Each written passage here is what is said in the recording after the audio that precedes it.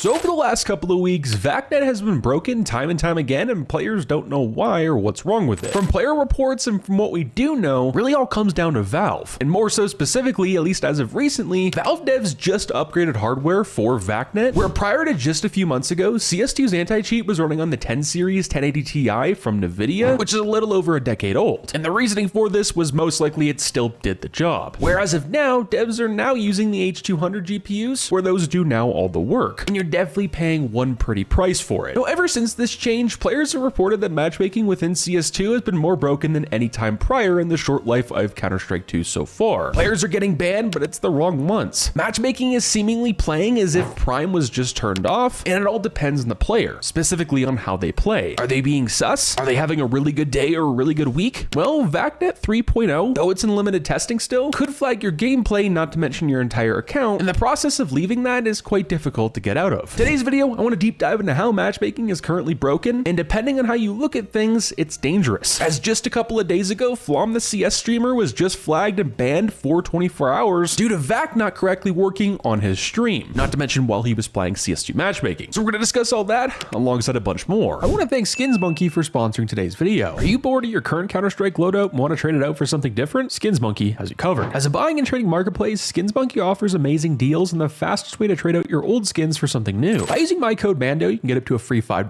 by spending $100 or more, as well as you also get a 35% deposit bonus when topping up your balance. With SkinsMonkey's large variety of skins, they also offer daily, weekly, and monthly giveaways. If interested, the link will be at the top of the description down below. Now, firstly for today's video is Flamm. This CS streamer was just Vac banned live for regular gameplay within CS2, and from my knowledge, this seems to be the first big player within the CS community that has had this happen to them ever since Valve kind of upgraded their anti-cheat. But what a lot of players don't know is a lot of the no-name players in the CS community in NA and EU have also been recently going through this, and the reason it's not really being talked about is because they're not really known players. But just a couple of days ago, live on stream where Flamm was playing matchmaking within CS2, and within minutes of playing a game on Ancient, his entire Steam account was flagged for irregular gameplay, which led to him then having a 24-hour cooldown. Many players have speculated why this happened, but I now want to do my best to break down why I think it did, why Vac flagged his gameplay, and not to mention Valve's very flawed system, depending on the player. Will Vac Live and VacNet 3.0, even though it's still in initial testing, yes, it still sometimes works, but also you have a lot of cases like this where it works to the wrong degree. If you do or make certain plays with movements that seem suspicious, for an example, you wallbang your enemy too often, whether you know where they're coming from or not, or maybe you're just spamming smoke and having a good day while your B-hops are also on par, there's a very good chance Vac Live is going to flag your account. And unlike CSGO, where you'd really only get your match reviewed if your gameplay was sus and reported by the mass, in CS2, AI decides your fate, which has led to situations like this where it could just be a complete hit or miss. There's really no middle ground with it. I guess the middle ground would be it doesn't work at all when it needs to be. Now, this system on paper seems great, and Valve did a pretty good job of them, specifically real life people, not having to do a whole lot of work. And so you don't have to sit through a whole match of people just cheating. But when it's taking action against real life innocent players, this is where it's not really fun. Now, Valve has essentially made a system where real life people do minimal work and AI does it all. Now, because of this, Valve does have a failsafe that takes effect immediately if you're caught cheating or VacNet considers you sus. And what I mean by that is, well, there's specific cooldown timers and cooldown levels within Vac. It really all depends on how sus your gameplay is. This also sometimes happens to players like Flamm, where in this situation, the person's not really cheating, but because a real life person is not reviewing the case, a Valve employee is not handing out a Vac ban personally, Valve devs do have a failsafe where they now have cooldowns. Now on Steam, Valve has released an FAQ about this, which not a whole lot of people know, surprisingly, within CS2. Now in the section near the bottom, it says, how do I determine my current account cooldown? They state that your current cooldown level can be determined by the length of the last non-Vac issued cooldown you have received. Now the level 1 cooldown, is it just last 30 minutes? The level 2 cooldown, is it, well, lasted 2 hours? Level 3 cooldowns last 24 hours, and level 4 last 1 week or above. Which this could be a video for a different time since we're not really discussing this too much, but what's the point of having a level 4 or above cooldown if these players are not going to be permanently banned? Because most likely they are going to be banned, it's just going to take some time, which kind of sucks. Not to mention, because of these cooldowns, yes, I know it's a failsafe and it is some sort of good method so players just don't get falsely vacked all the time. That means Overwatch could essentially kind of be out the window, especially with how Overwatch and VacNet Live works within CS2 now. Now, once you've received a cooldown, Valve will then look more into your account and have a real person decide your fate, at least some of the time. This whole system, in my opinion, does need tweaking. It works for now, but how long and how good will this last until it gets out of control? And for those who don't know, Flamm the CS streamer was also one of many CS players players within the community that have also been falsely banned. Many of my viewers have claimed to have gotten a false ban in the past, not to mention the thousands of other people within the CS online community. Other things to note here too, if your account was flagged, you could very well kiss your trust factor, getting into lobbies with good teammates goodbye forever. Now what do you guys think? At the end of the day, is CS2 matchmaking safe to play, especially if you're having a really good day or week, or is it just better to play face it and call it a done deal? I think we all understand and know and appreciate what Valve has done for CS2 with VAC, at least compared to CSGO, but this needs some serious tweaking before more and more players get banned falsely. Ladies and gentlemen, I'll catch you in the next one. Stay positive, sexy. I'm out, guys. Peace.